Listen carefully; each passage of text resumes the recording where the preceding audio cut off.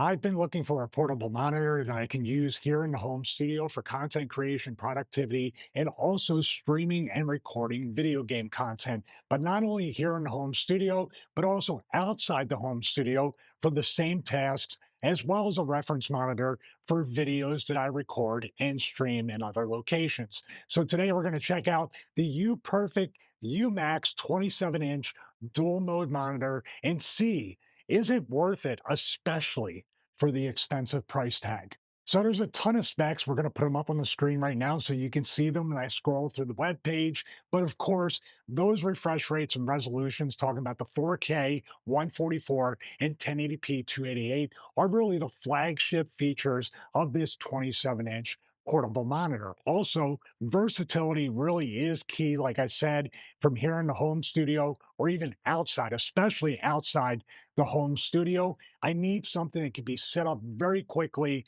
and very easy for video games, productivity, whether I'm working with a PC, a Mac, a Chromebook, or an iPad Pro, and of course, gaming with a PS5 Pro or even a Steam Deck. It works for everything. There's your spoiler on the conclusion, but we're going to go through because this is not cheap.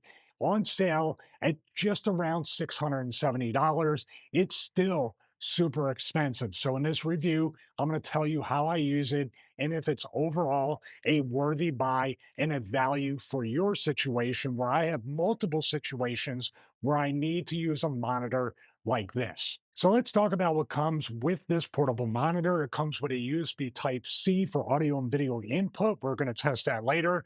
A Type C for power input, also an HDMI cable for audio and video input, and a DisplayPort cable for the same audio and video input. Also, obviously, it comes with a 27-inch 4K or 1080p if that's what you choose to use it as. And that is about it. You have all these different things. The cables are a big deal because some places don't include that DisplayPort cable. Some places or brands don't include the HDMI cable nor a USB-C video monitor cable that's capable of carrying the video audio simultaneously. Why we say audio is because this here has built-in speakers. Are the speakers great? Not really, but judge for yourself as I play some Fire Pro Wrestling. Spoiler later, we're going to talk about video games on the monitor, playing Fire Pro Wrestling, but just listen to this audio playing this game on the PS5 Pro, and the volume is set to 100.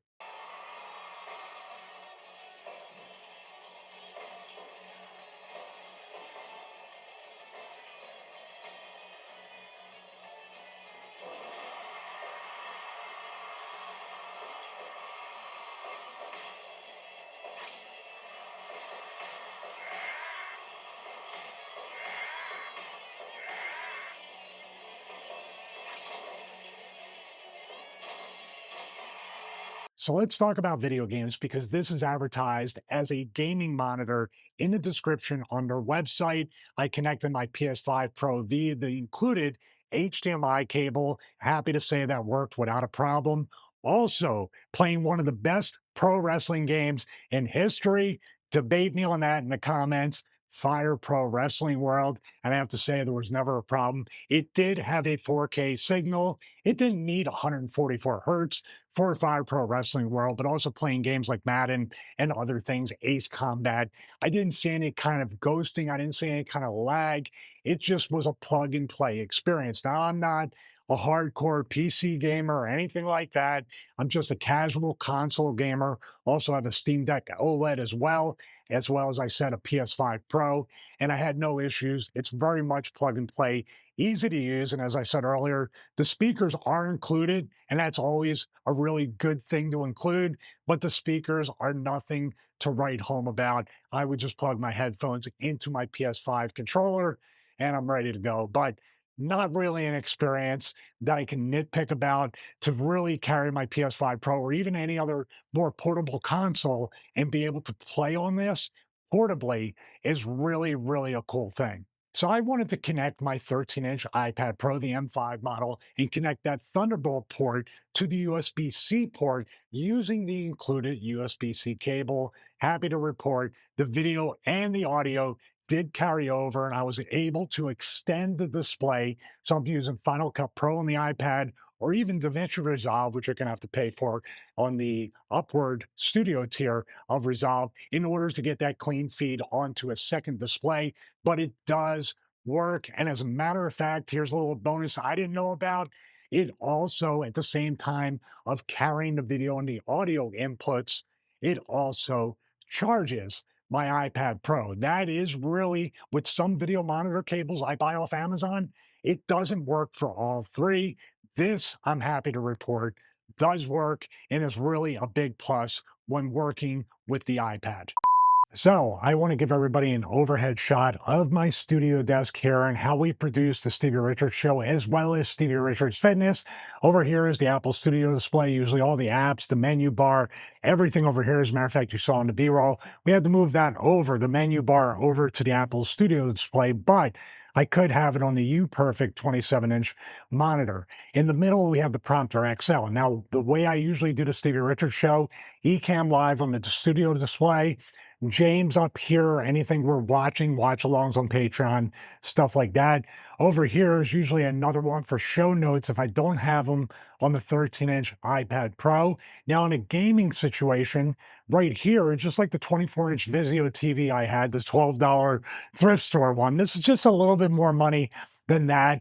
I would put my PS5 Pro on the floor or somewhere behind the monitor, and then I'm over here. The Elgato 4K-X is actually plugged in over USB-C to the Apple Studio display, Ecamm Live, and then even I would have the live chat up here on the Prompter XL. Now, there's two different things I'm looking at doing in regards to this UPerfect monitor.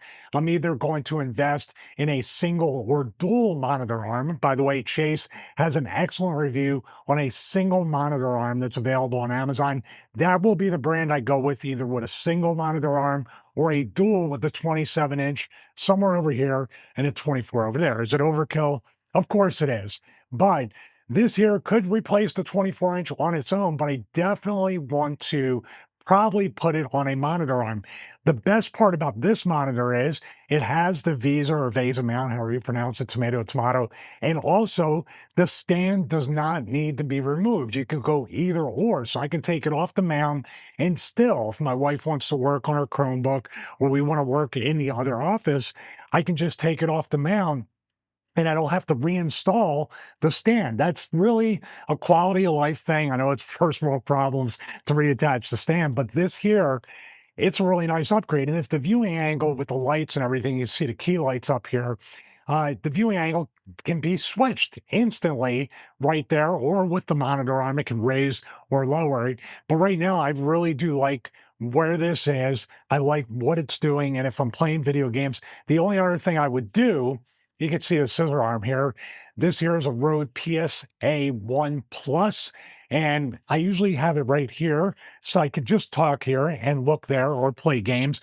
But what I'm probably going to do is get a low profile monitor arm, or actually not a mic arm. I have my mind on the monitor arm, a mic arm that comes out here or from the front of the studio desk, and I can have it right here, talk to James, have the mic off camera, and also be able to look at the monitor where even here I can see a great deal of it, but I'm kind of twisting my body around to do it.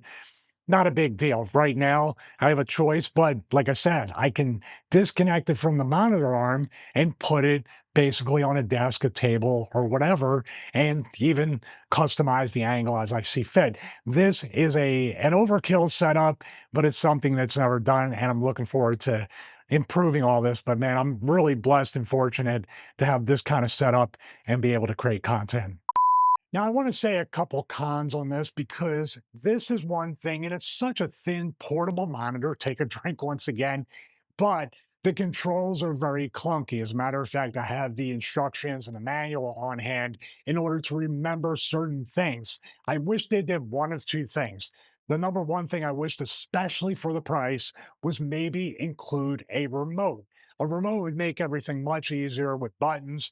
It's an extra thing not to lose, but to me, especially for the price, they should have included a remote or maybe even a joystick on the side where the controls are. Of course, It's super thin. I don't think you can fit the mechanicals for a joystick. So the remote would be awesome. And if this thing had something like General Bluetooth and I could use just a really generic third brand or third party brand remote with it, I would rather than just release a remote, even as an accessory to kind of buy. Although, like I say, and I repeat it over and over again, this monitor is not cheap. The other thing I talked about portable, take a drink once again, but it's supposed to be portable. Guess what is not included, especially for this high price? A bag, a case, something to carry it in. Now, I'm looking on Amazon to see if there's any, like even an iMac case. I used to have one of those way back in the day, and that really did make the iMac much easier to carry around. If there was a more, say, efficient solution to just put a 27-inch monitor with some cables and stuff in a little cable bag so you don't scratch the monitor, it would be great. But those two things, the remote to be able to control this without reaching around the side and kind of fumbling around with it, and a carrying case of some sort would make this perfect. It's still expensive, but that would make it much easier to kind of swallow that cost, especially as I cannot say it enough, and I've said it way too much. This is a portable monitor. I can carry it around very easily, but at the same time, it's not protected by a case. So you got to be very, very careful if you're carrying this in a car, truck, to on location, video village type stuff. That's the stuff you need to look out for. Please include that remote and definitely include a carrying case with this particular model. So, what is my conclusion about the 27-inch dual mode monitor offered by UPERFECT? I think it's really, really cool. I really, really like it. There's one thing that I didn't mention earlier that I don't expect this to have, but the next monitor I may have here in the home studio will be the 24-inch touchscreen monitor because then I can really use that like a Stream Deck, Ecamm Live. I can bring the scenes in on the 24-inch portable monitor just down here. Same thing with the adjustable stand where you can adjust the angle. I could literally have it down on the desk here off camera and just hit the scenes I need to, control what I need to, or even if I'm editing DaVinci Resolve, certain plugins, I can have it set up through Touch Portal and put it on the screen and add transitions and other things while I'm editing. It just adds another control surface here to the home studio. But right here, even show notes for that, I can have it here. And that 24-inch is a bit more affordable than the 27-inch. Will I have both? More than likely. So now that I'm here and I replaced my 24-inch TV over to the side, I really can't see myself going back. And actually, it takes up a lot less desk real estate, even with the stand, than a 24-inch TV. And of course, as I said earlier, the monitor arm will come into play and recapture that space on my desk while I can move this monitor anywhere I want to for gaming, productivity, video editing, or all of the above. So let me know in the comments, would you buy this monitor? The dual mode, the 4K 144, 1080p 288, is the IPS display for the price just a deal breaker? Or is this the portable gaming productivity, video editing, streaming, recording monitor for you? Let me know in the comments. And remember to please subscribe and click the bell to get notified. But most importantly, thank you so much for watching this video and see you in the next one.